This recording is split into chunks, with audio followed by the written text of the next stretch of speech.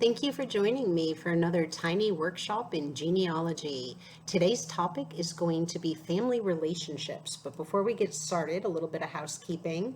The thumbs up lets me know you like the video.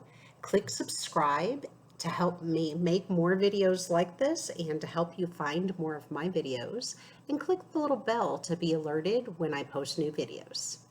All right, so let's get started. Are relatives and ancestors the same thing? Not exactly. Relatives are all of your relations by blood, marriage, adoption, fostering, anybody who contributed to you by either nature or nurture could be considered a relative. An ancestor, on the other hand, are the people we descend from. There are parents and their parents and their parents. It's the people who contributed their DNA to our genetic pool. So, ancestors are relatives, but not all relatives are ancestors. So most of us are familiar with our close family relationships. We know what a parent is, or sibling, or grandparent. These are relationships that are familiar to most of us. But what do those relationships actually mean? So in general, relationships are measured by generations.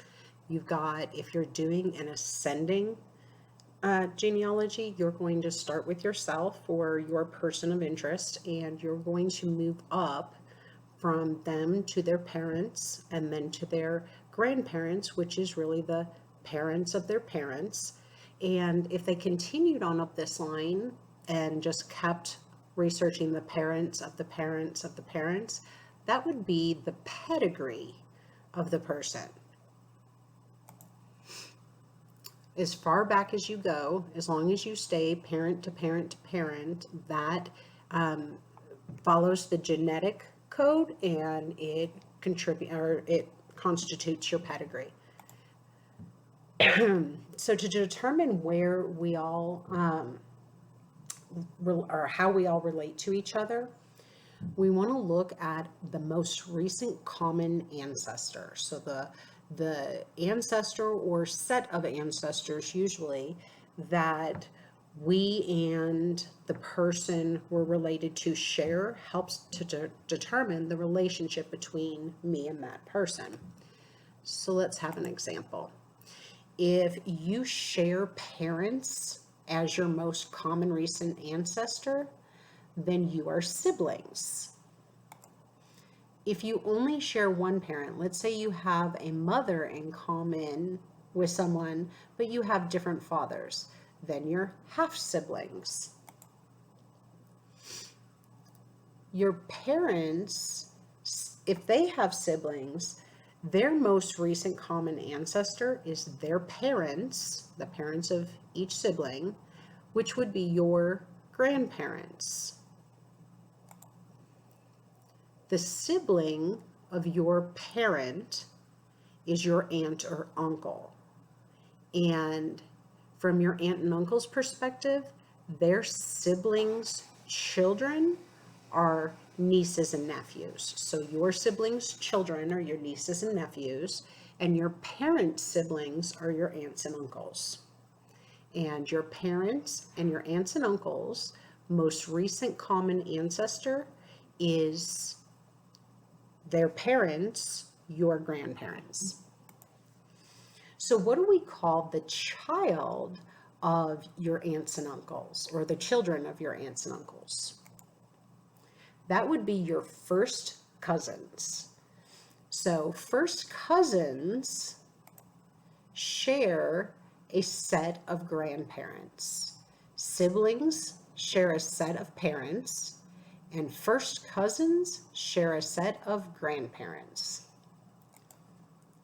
If you only share one grandparent in common, let's say maybe your grandparents were married more than one time, and one relationship resulted in some kids and the other relationship resulted in different kids. So your most recent common ancestor is a grandparent, then you would be half first cousins. So you and your siblings and potentially your first cousins and all fall into your generation 1. And then generation 2 is your parents and their siblings and potentially their first cousins. And then generation 3 is your grandparents. So what comes after that? Your great grandparents is the 4th generation. So the parents of your grandparents are your great grandparents. So what if your grandparents have siblings? What are they to you? Well, your grandparent's sibling would be your great aunt or uncle, or your grand aunt or uncle is a less common used term nowadays, but it is very appropriate. So grand aunt or uncle or great aunt or uncle is the sibling of your grandparents.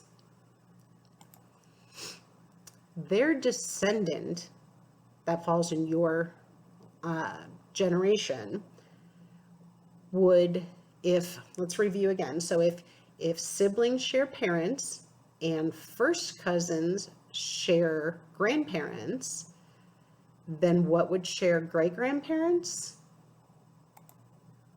That would be second cousins. So this stick person and each of these individuals, their most recent common ancestor, because they don't have the same, these have the same grandparents in common. When we go up their pedigree, they run into the same grandparent, but this one does not.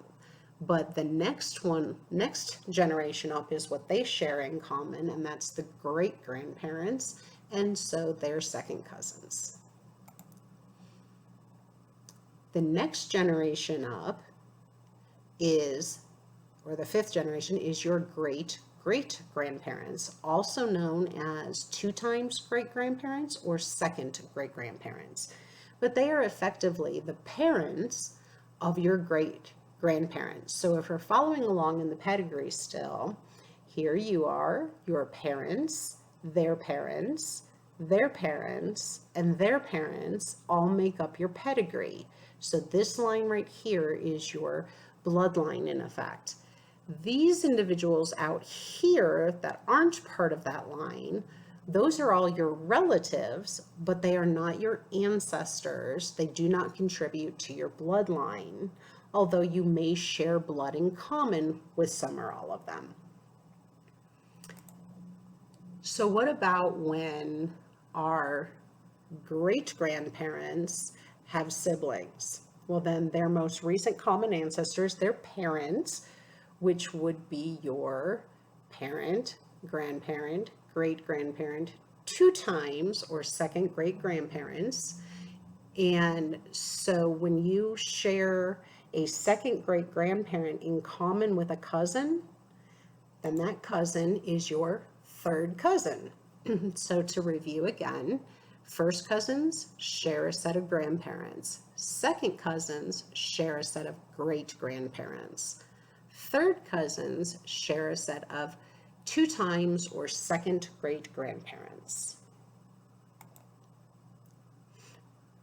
Let's take it up one more generation. So let's say your second great-grandparents have a sibling, and that sibling has children. Your cousin from this line would be your 4th cousin.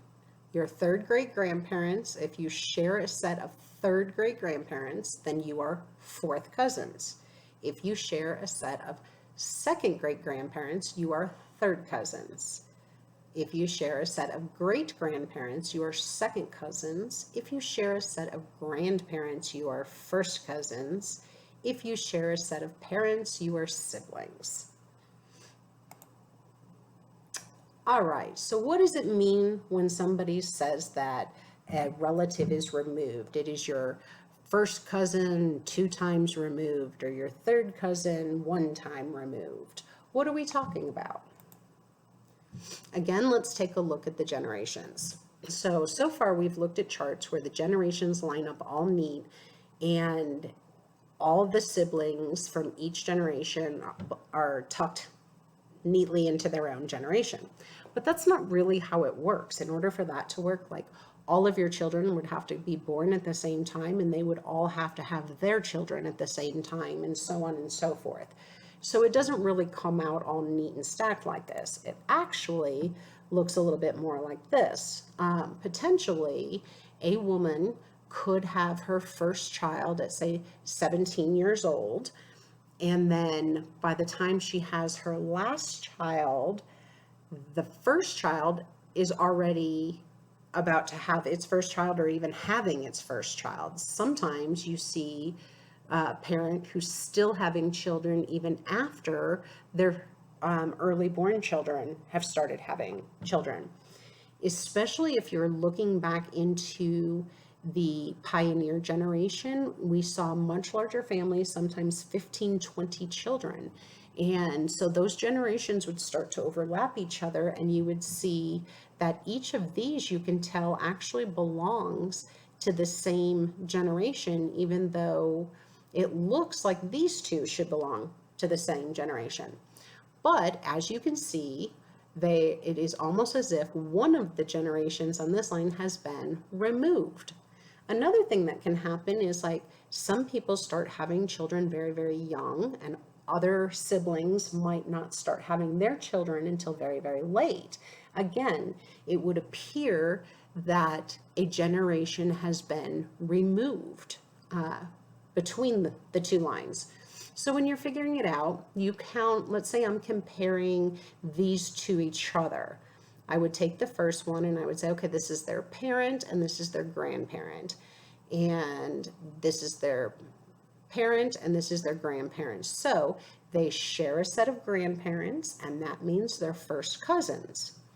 But when we do it on this, when we try to compare these two per se, we see that, again, this one is parent and grandparent. But for this little guy, we have parent, grandparent, great-grandparent. So the relationship between these two is clearly first cousins. And the relationship between this one and either of these two or both of these two would be first cousin, one time removed. So if you're comparing yourself to a cousin or relative and you want to know your exact relationship, their generation plus or minus your generation equals the number of times removed. So that's it. If you like this, please click like, and if you want to see more, please click subscribe.